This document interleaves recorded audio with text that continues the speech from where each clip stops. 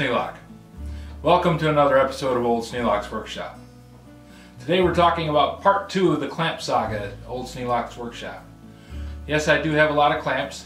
This is just a representative sample of the different styles and types of clamps that I have. I have multiples of each one of these, sometimes just one more, sometimes many more. But it's mostly depends on what's available at the place I'm at. I go to garage sales, I go to antique shops, I go to flea markets.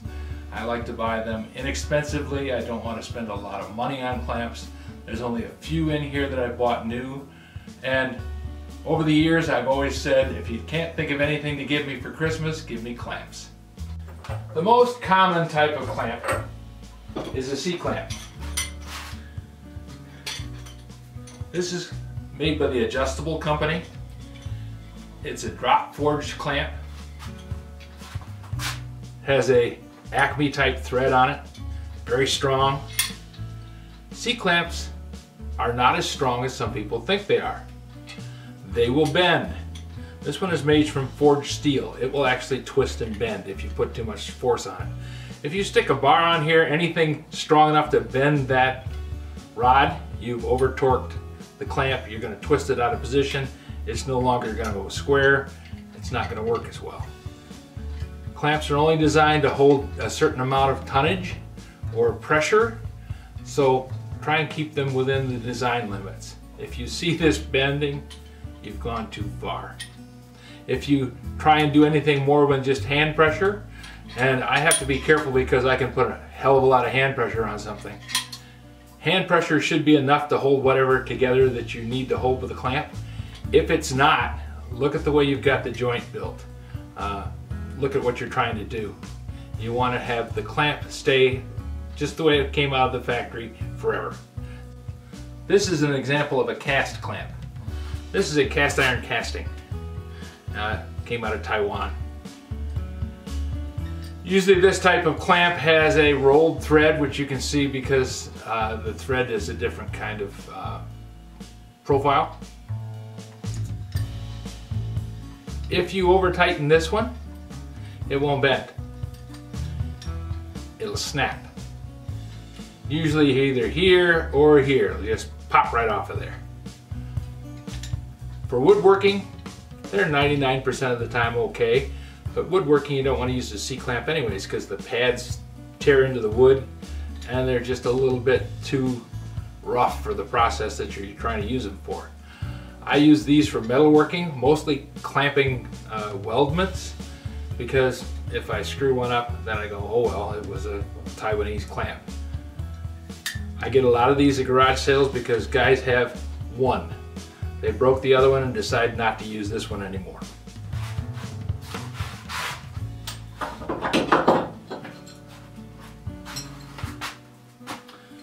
This one looks to be very similar to the Taiwanese one, and I believe it is actually made in Taiwan. But this is a forging. It's not likely to break. It's pretty sturdy. Once again, this is a 4-inch clamp. If I'm using this 4-inch clamp and pulling it hard enough to bend the handle, I'm over torquing the clamp. I'm breaking the clamp. It's designed to just hold the thing in place, and that's it. It's not a press. You don't use these to punch holes in material.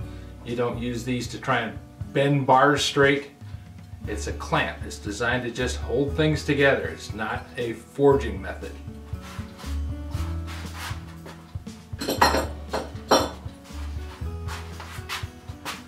I like these little clamps. And I don't use a lot of them, but occasionally I have a use for a clamp just to hold something together while I'm doing a fit up or trying something out. Quite often a little clamp like this, I can get in there and do what I need to do, and it'll do a good job for me. This is a 2-inch clamp.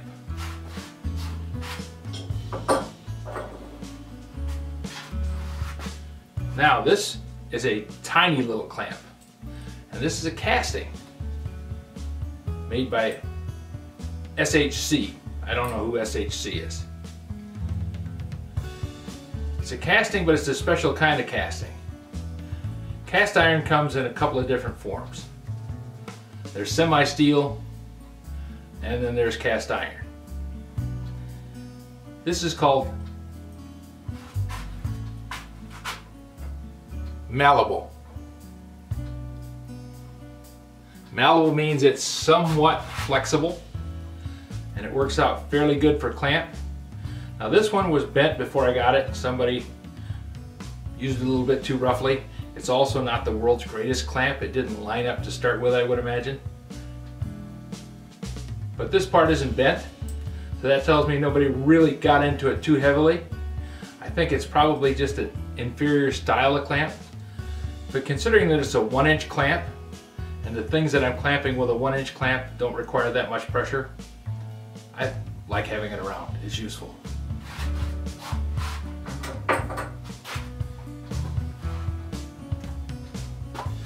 C-clamps, or cramps as they're called in England, which kind of threw me the first time I read a description and they called it a cramp.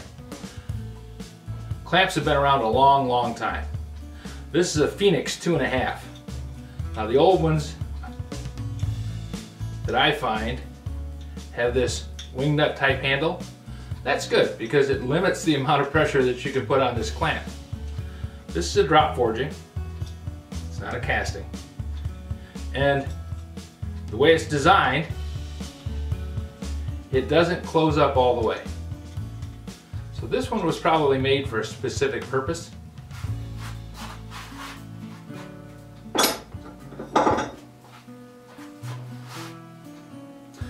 I've had this clamp and its brother for a long, long time.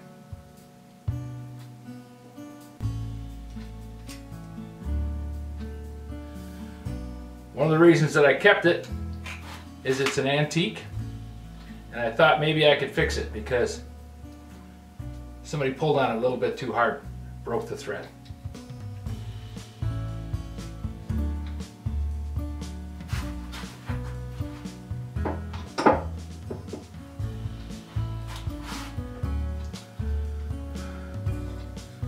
This one, somebody got into it. Maybe they put a crescent wrench on it. Maybe they just got into it too heavily with their hands. I don't know. But it doesn't line up straight. It's crooked. It's an antique, so I keep it around. But this clamp has been ruined. Whenever you try and tighten anything up with it, it wants to move the two pieces out of alignment. That's why you don't over tighten a clamp. You wreck the clamp.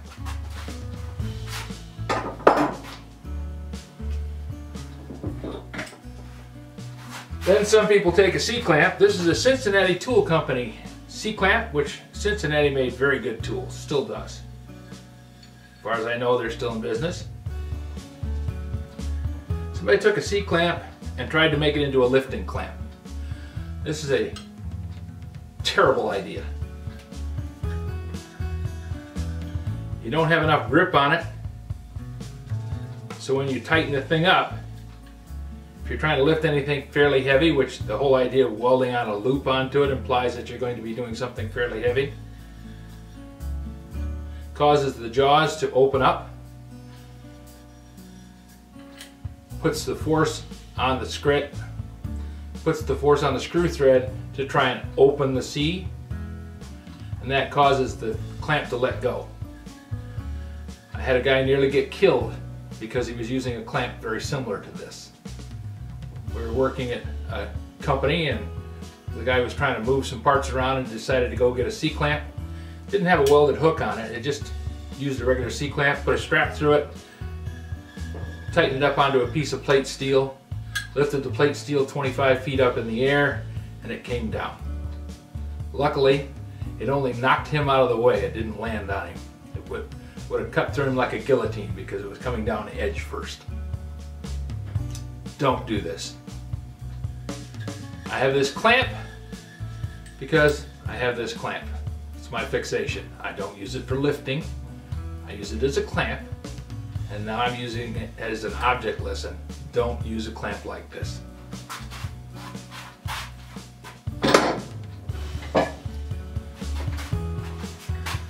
This old clamp I've had for a long time is one my dad gave me. It's a welding clamp. I don't know if you can read this.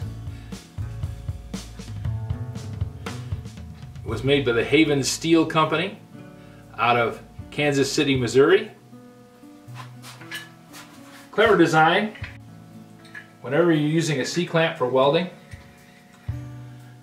usually the thread is exposed and the weld spatter gets onto the thread, and then the C-clamp's kind of screwed up. First time you try and take it off and there's a weld berry stuck to the thread and you can't get the thing off, and you end up grinding it off or cutting it away with a torch.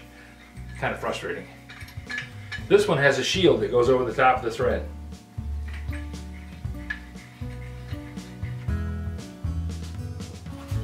But it also has a bent handle. This cap has been brazed back on because somebody broke it off. The frame of the clamp is twisted. Guys doing fabrication wreck a lot of clamps. Now we're going to go into the special clamps.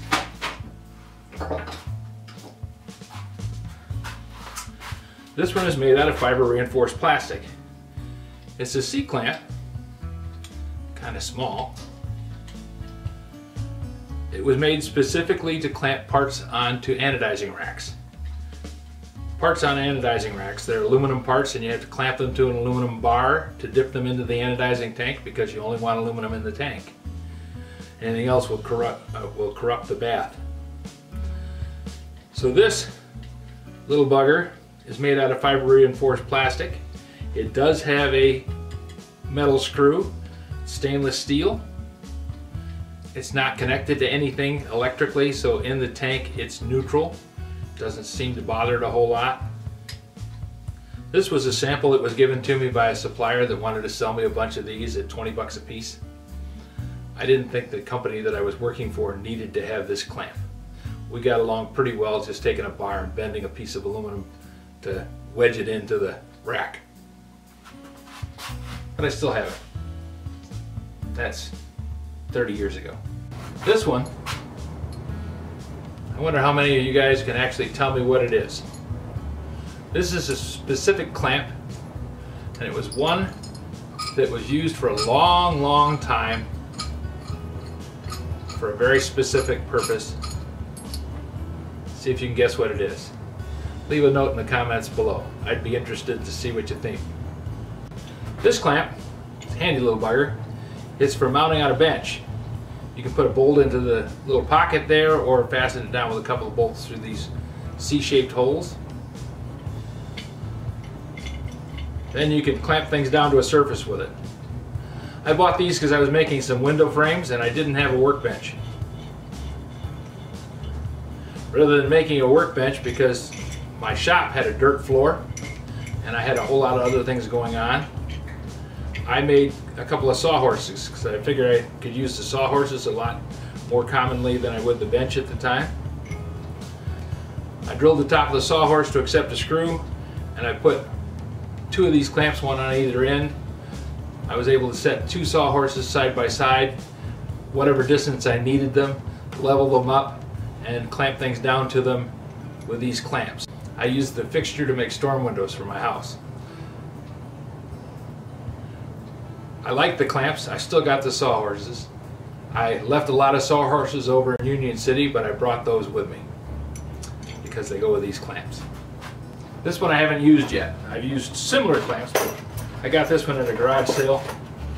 I haven't been in a situation where I needed to use it.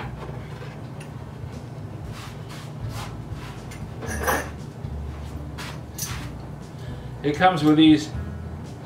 There's 4 of these brackets that go around the corners of whatever you're going to clamp together. And it's a ratcheting strap device. You wrap the strap around whatever you're going to clamp, feed the other end into the ratchet, and then pull the strap tightly.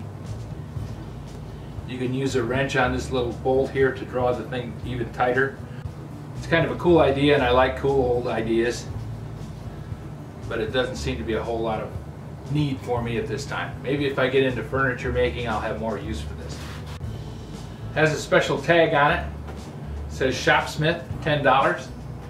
I don't think I can get one for $10 anymore. This was made by the Adjustable Clamp Company, Chicago, Illinois. And I have the box, which has the instructions on it.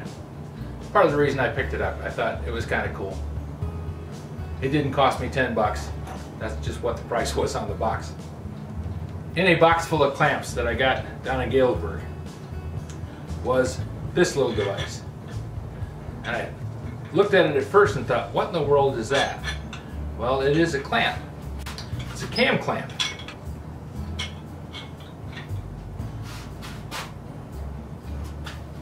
You put the part to be clamped in there, slide that up, and then you flip this cam up, and when it toggles over, it's actually very, very tight. Does a nice job of holding things. It's a little awkward. I think it was made for a specific purpose because it has these notches in the end, like it was designed to slip over something and hold it together. But it looks like a cool little clamp, and I'm going to keep it. Another thing I like about it, it came as a set. Now somebody was using these and put some masking tape on there just so that this wouldn't leave a mark on the wood that they were clamping. That's always a good idea. It's got a little cork jaw up here. They put the tape there. When they clamped their thing in there, it didn't mar it up. These clamps are spring clamps. The old Charles Atlas ads in the back of comic books that had all kinds of bodybuilding devices had things kind of like this. You can still buy them. This one's made by the Bessie Company, and it is adjustable, so it opens up. The little jaws float back and forth so that you can align them. It's a cool little clamp. This one was made by the Stanley Company. Same idea, except this one's not adjustable. Came with these little plastic pads on it.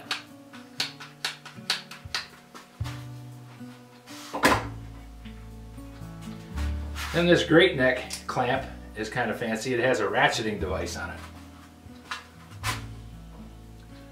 When you squeeze it together,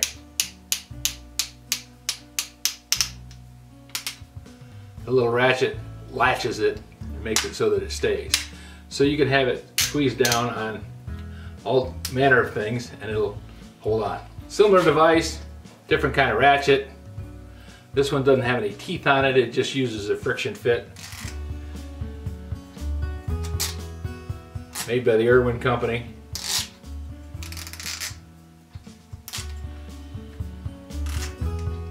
Same idea. This is a smaller type clamp. Still spring clamp, just a smaller size. These came in a kit along with a bar clamp. They're not very good. They don't hold up a lot. They don't have a lot of pressure to them, but typically you're just clamping something while the glue sets. But when the thing pulls itself out of position by the strength of its own spring, there is no way to tighten this any tighter than what are designed to be tightened. If it pulls itself out of alignment, it's not a really good clamp.